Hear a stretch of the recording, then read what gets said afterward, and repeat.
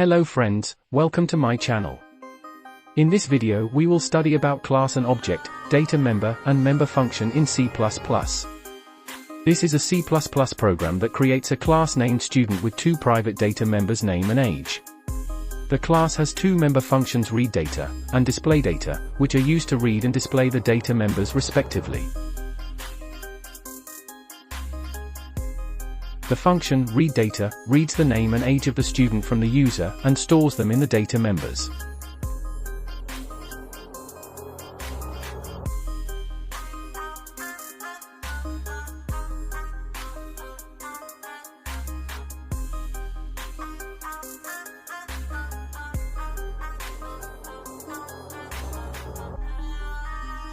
The function displayData displays the name and age of the student on the console.